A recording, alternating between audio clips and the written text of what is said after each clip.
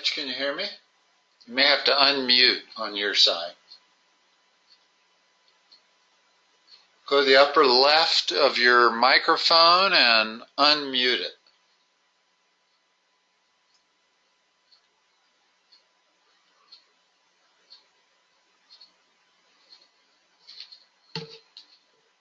I will call you on the phone here.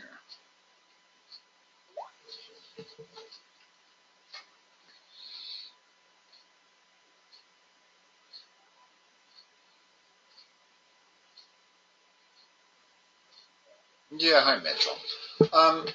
Go to meeting, put out a version where everybody comes in muted. You have to unmute it as your first act. So if you go to the upper left part of your control panel, click on that microphone that's got a red line across it.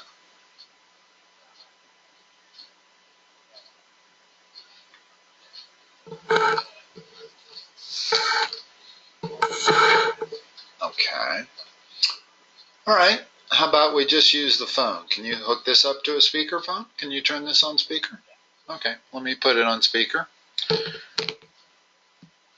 It's not quite as good of audio, but it works when necessary. And let's see for this recording to work. All right. So it looks like we're doing sum and difference. Yeah. Well, there's a couple of things. First of all, you have to memorize the general formula for both cosine and sine and tangent. Let's start with cosine. What is the cosine of A plus or minus B? Isn't it cosine? It's cosine, minus, plus, sine, sine. Okay?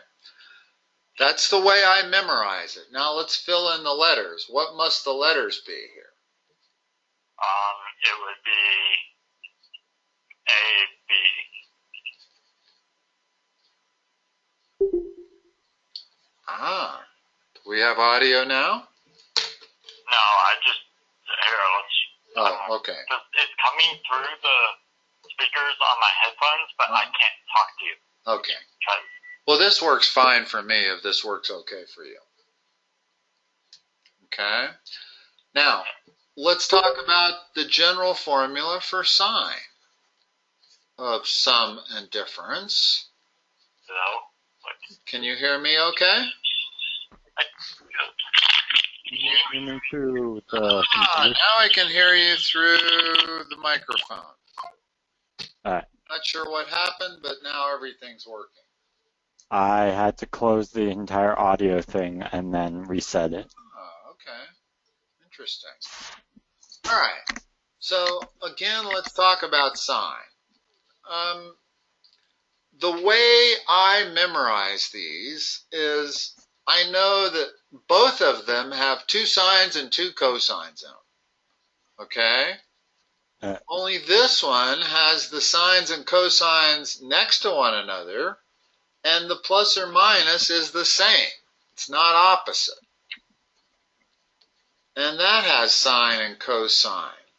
Now what are my letters have to be? It'd be A, and then Actually, B. no. Remember that the letters are always different. Okay.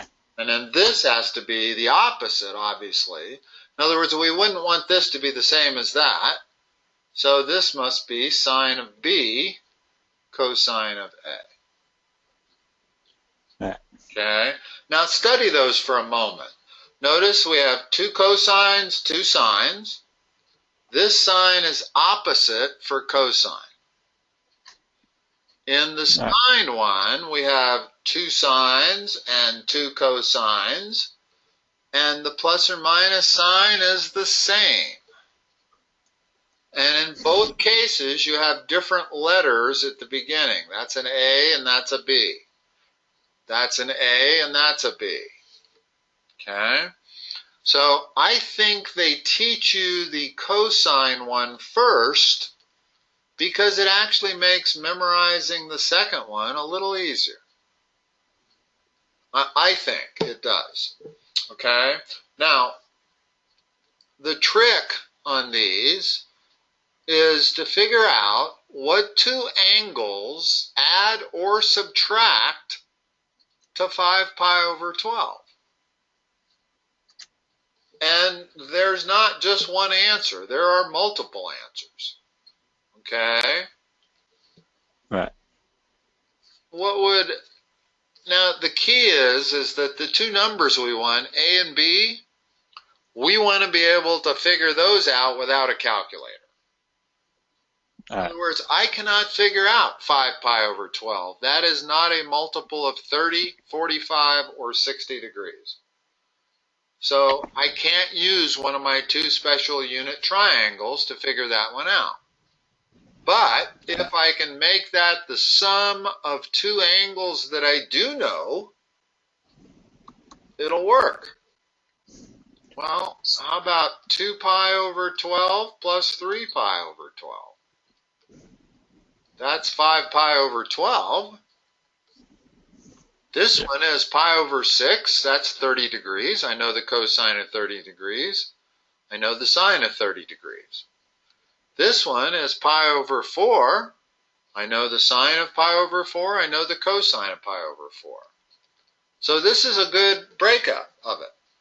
In other words, as long as I break down my original angle into two angles that I know without a calculator, well, let's do it. What's cosine of 2 pi over 12?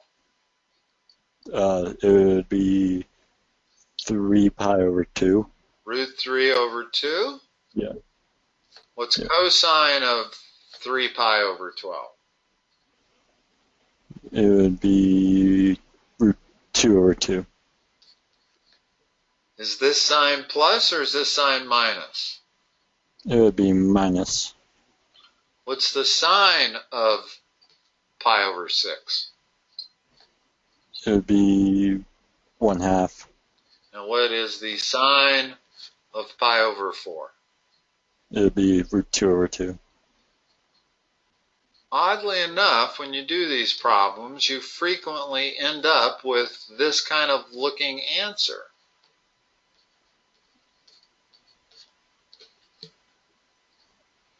In other words, your numerator is very frequently root 6 and root 2's.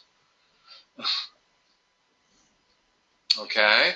Now, I could have done this another way. Can I do it with subtraction? How do I get 5 pi over 12?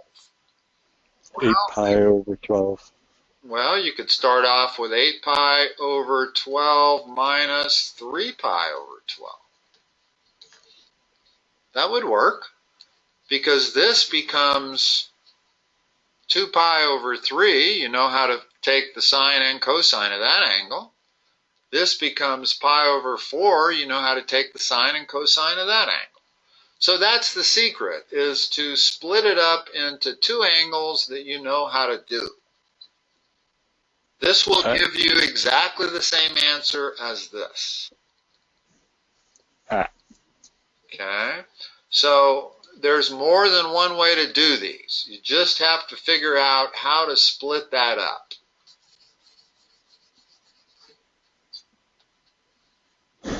Tangent of 105 degrees. Let's split it up first. Could it be 45 and 60? That's the easiest way I know how. Okay. And like I said, there's lots of others. But now let's look at the general formula for A plus or minus B. What is that? This is actually a fairly easy one to memorize. Isn't it tangent A plus or minus tangent B, and then over 1 minus tangent A, and then tangent B? In other words, the numerator is exactly the same. The denominator is 1 and it's minus or plus instead of plus minus. and then it's the product of the two instead of the sum or the subtraction of the two. Okay? Right. So if we're doing tangent of 60 plus 45, what do we have? It would be. Let's fill it in before we solve. So It'd be tan of what? 60 plus Just plus tangent 45. Divided by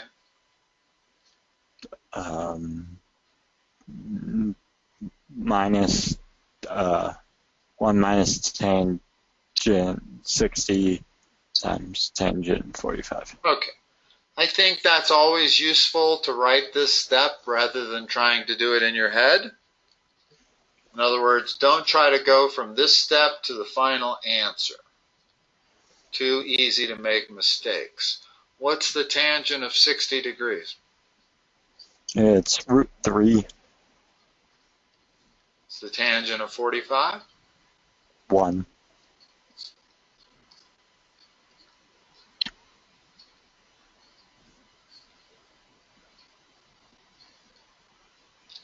Now, how should we display our answer?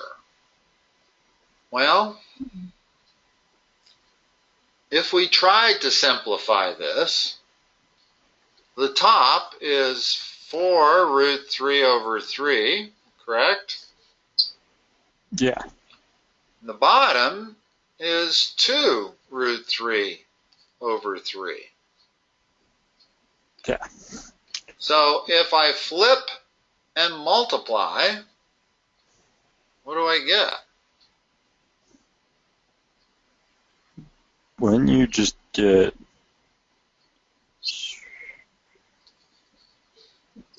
2? Huh?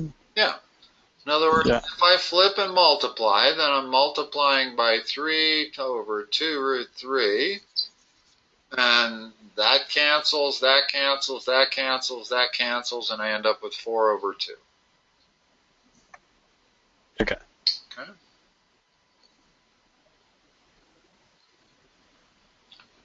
All right, half angle. And this is the stuff I really don't get because I missed that day. Yeah, half angles is all you have to really know is the formula. Okay? Yeah. And let's start with sine. Sine of x over 2 equals plus or minus 1 minus cosine of x over 2. The cosine of a half angle equals plus or minus, and I'll tell you how to figure out whether it's plus or minus. It depends on which quadrant it's in. The only difference here is it's 1 plus. Okay. And then finally, we have the tangent. And the tangent actually has 3 different ones. I'm going to give you the one you see the most. No. And the easiest way to think about this is tangent is sine over cosine, right? Yeah.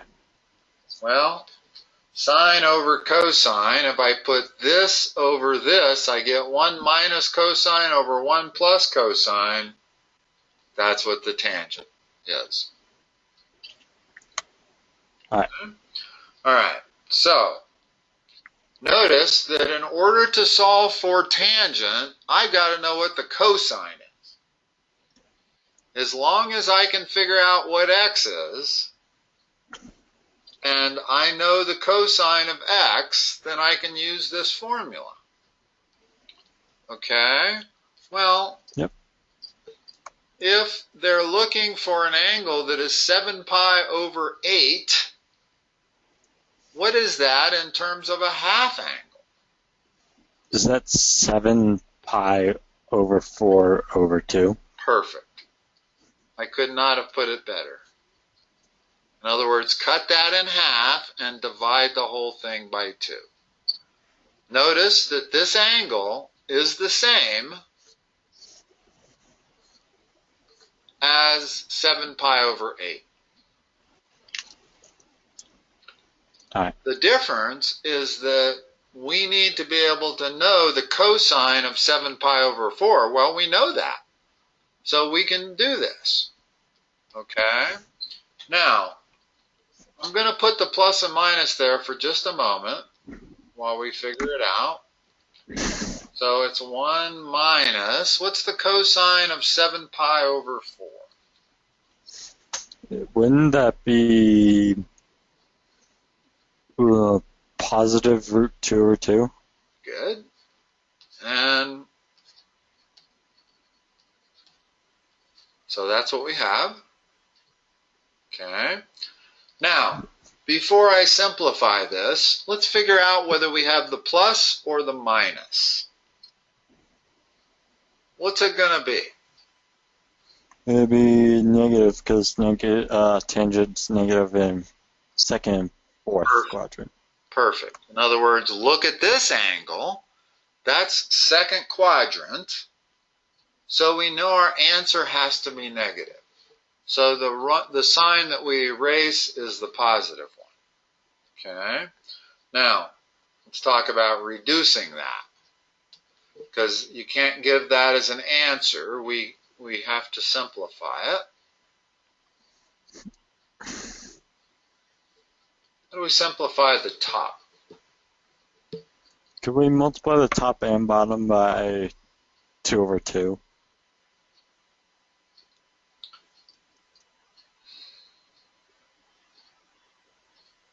Okay, you mean multiply the top by 2 and multiply the bottom by 2? Yeah.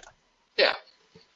So that gives us 2 minus root 2 over 2 plus root 2.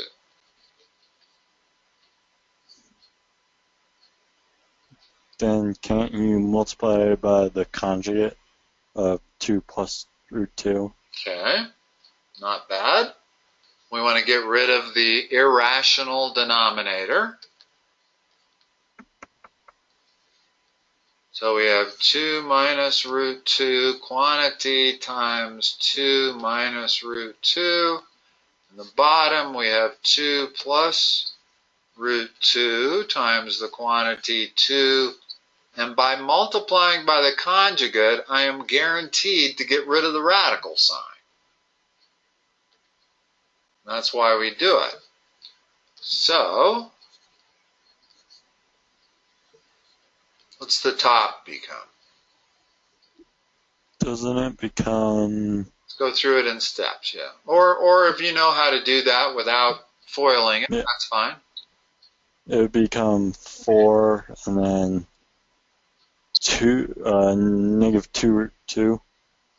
Minus 4 root 2. In other words, you have to multiply that by Oh, yeah. for the middle I forgot to do that. And then plus root 2. Or plus 2. Okay. What's the bottom become? 4 minus 2. Okay. Now we can do some more simplifying.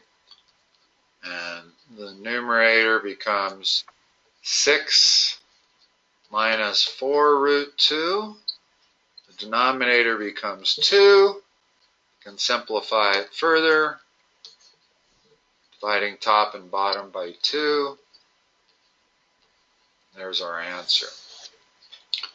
And this is one of the first times we've seen an answer with a double radical. Yeah. Notice we've got the square root of 3 minus 2 square roots of 2. You don't see that very often. 200 years ago, when they first tried solving cubic and quartic equations, these are the kind of answers they got. In fact, this is called an answer by radicals. We don't even learn that method today in math, as to how to come up with a radical under a radical answer for solving a cubic or a quartic equation. I don't know how they do it, but what I do notice is that we're looking at something that looks similar. Square root of a radical. Notice that is a positive number. Yeah. Square root of 2 is 1.4, so that's 2.8 and change. So at least we're not dealing with an imaginary number, which would be problematic for us. Okay, so for sine, let's use this one. And you'll notice that for sine, we also merely need to be able to know what the cosine is. Yeah. So how do you came up with the trick on this.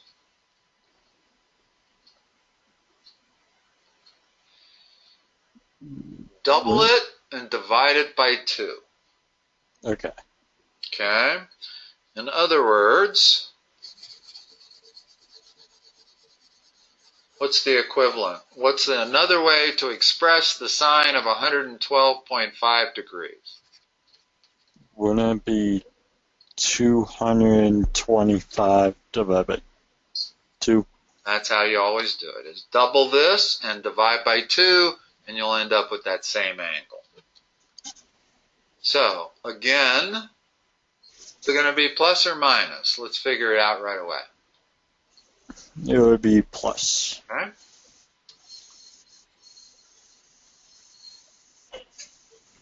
What's cosine of 225?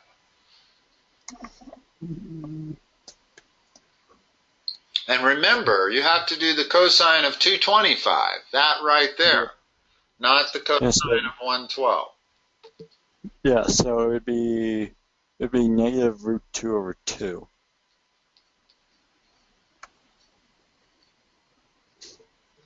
Now this one, let's see. The first thing I notice here, I kind of like what you did before. You multiplied top and bottom by 2. Unfortunately, that's not going to work here because 2 is in the numerator. So, what's the first step of simplification here? Isn't it just 1 plus root 2 over 2? Okay, and then add those two numbers together. You're correct. I can change that to a plus. And now add 1 plus root 2 over 2. Should I do it on a calculator? Or? No, find a common denominator. Oh, okay, so... For some reason, all math students have problems when you add an integer to a fraction. You don't tend to think of finding a common denominator, but that's what you have to do. In other words, turn your 1 into 2 over 2. Yeah. Now, what's the numerator become? 2 plus root 2 over 2. Okay. Now, when I divide by 2, what does everything become? Well, it just become 2 plus root 2. No, be careful. It's really easy to make that mistake. Flip the denominator and multiply.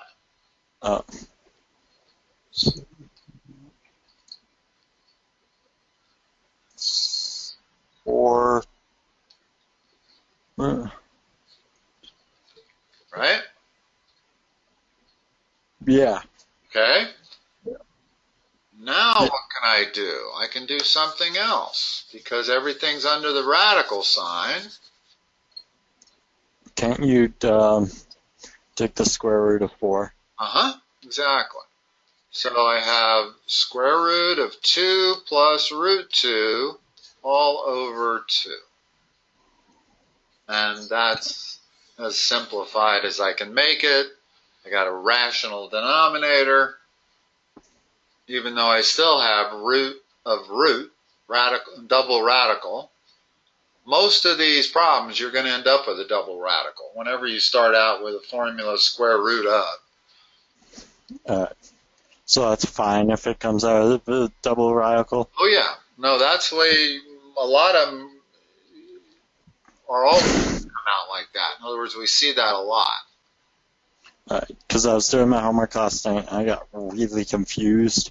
Yeah. I was like, wait, what? Because she didn't explain that? Well, you don't really need it explained. In other words, as long as you start with the general formula, these formulas, well, those are sum and difference, but the proper general formulas, and then just plug in. In other words, the half angle, the only thing you need to be able to figure is the cosine of x to solve them.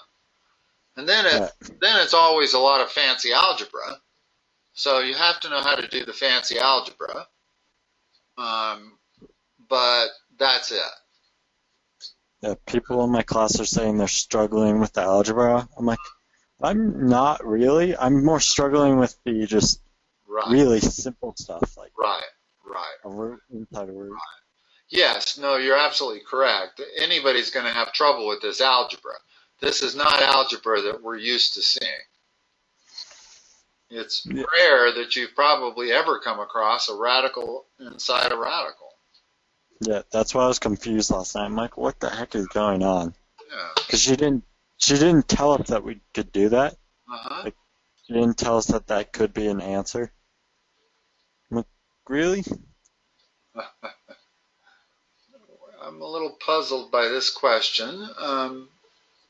To find the exact values of a minus g, I don't get that. I don't really either. A through G. Ah, okay.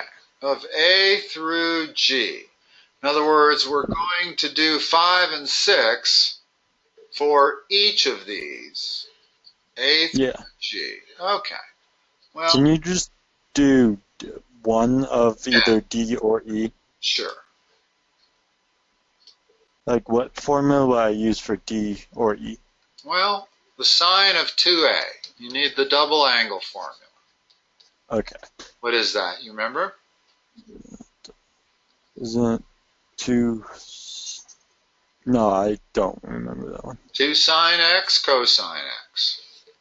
Okay. So in order to be able to do it, we've got to be able to come up with an angle where we know the sine and the cosine. Okay. Well,